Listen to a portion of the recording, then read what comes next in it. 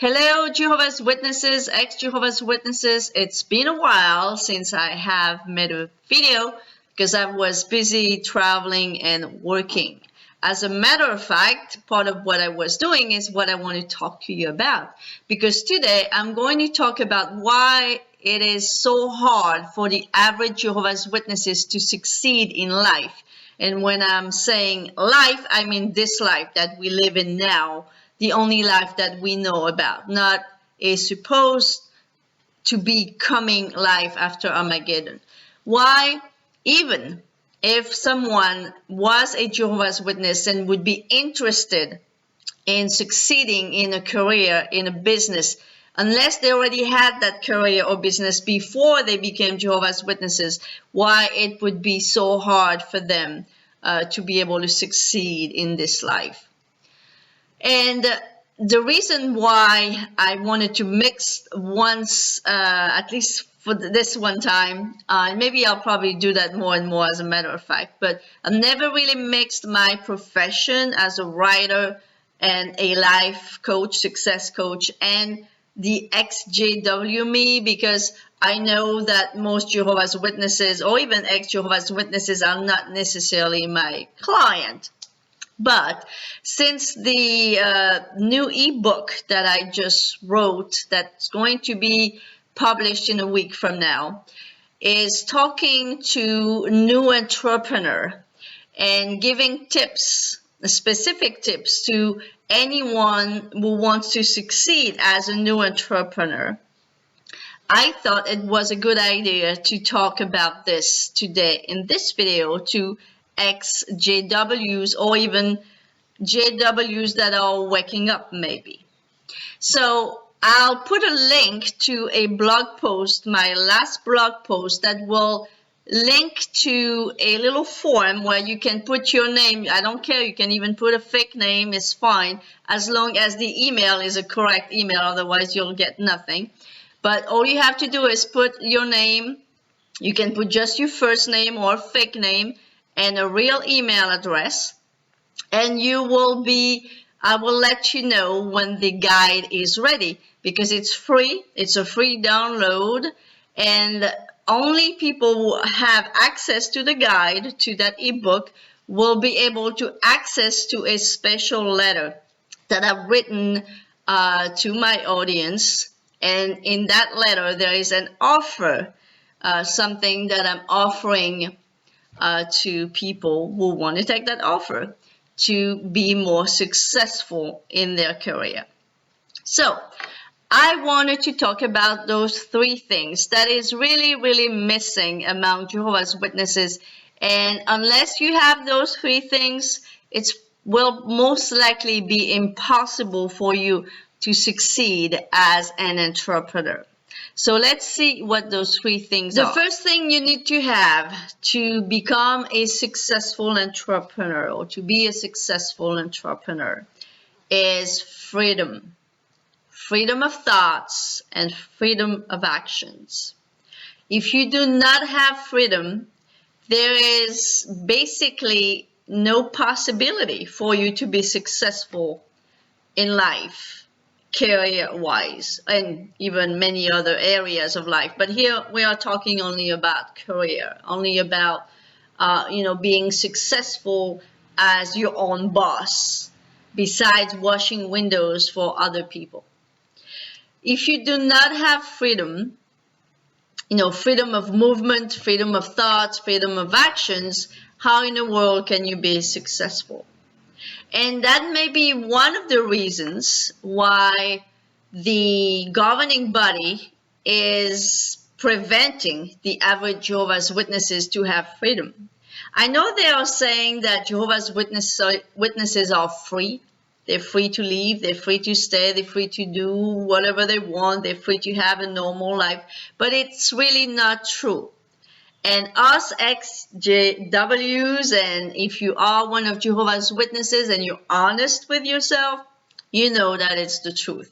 The average Witnesses has no freedom, because when you do not even have the freedom to go to college to start with, as a young individual, as a young adult, you know that you have no freedom. You do not have the freedom to do whatever you want to do when it comes to career. You do not have freedom of thoughts, because anything that would even remotely be regarded as against the Bible teaching, you will not have the freedom to go for it. There is no way that you will be able to do that. You have no freedom of thoughts, and in many, many cases, you have no freedom of actions. So this is the number one very, very important factor, very important item that the average Jehovah's Witnesses does not have, and that will prevent them from being successful in any shape, way, or form as a new entrepreneur. They do not have any freedom whatsoever. The second thing is motivation.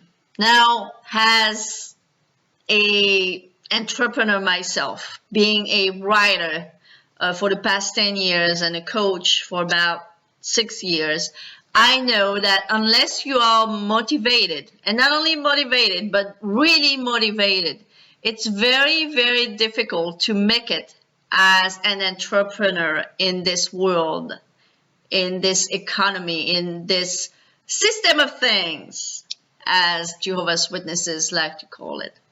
You have to be motivated, because employees, factories, corporations are full of non-motivated people. That's why they are working for a boss. That's not the only reason, and I'm not criticizing everybody that's working for a boss. Okay, let's put that clear. But the average employee can afford, I would say, to be not very motivated.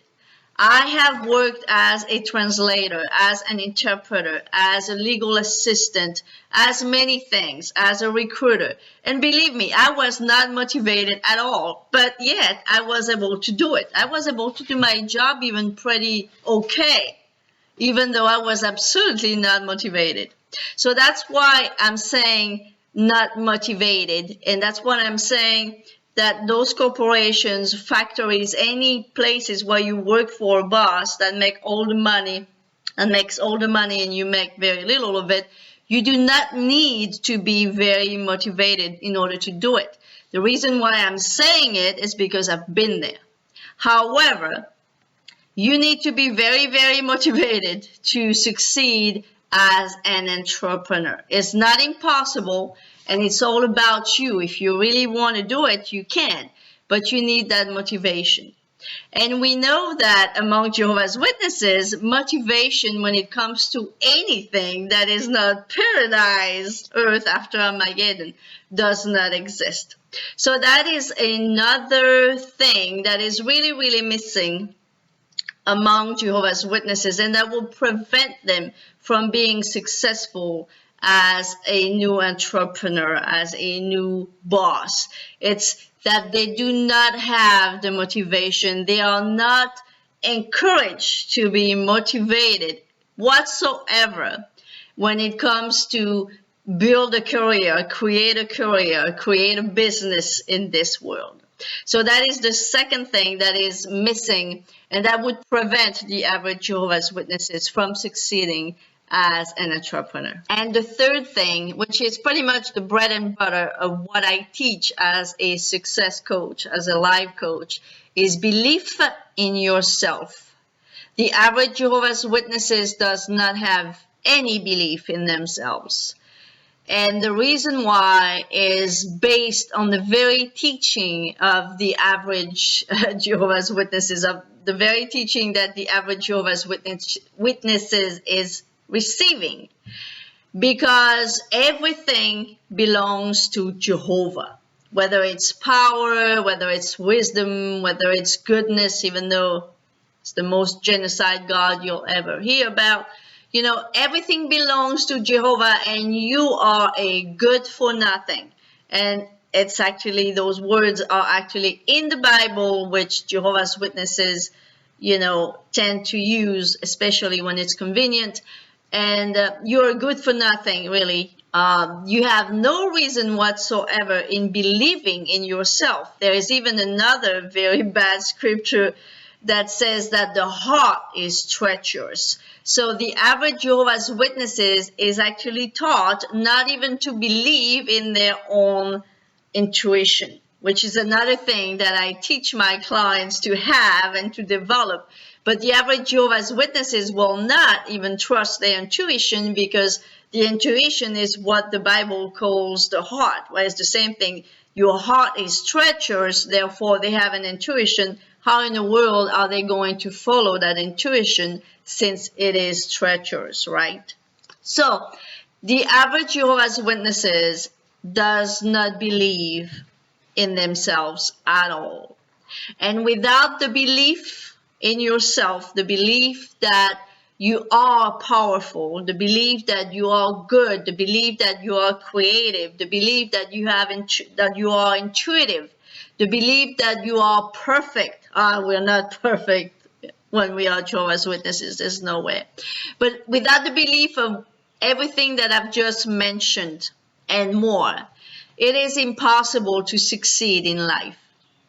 And when it comes to Jehovah's Witnesses, we know that the governing body does not want you to succeed in anything except in going door to door, getting studies, getting people to study the Bible with you, and hoping that you'll go on the other side of Armageddon.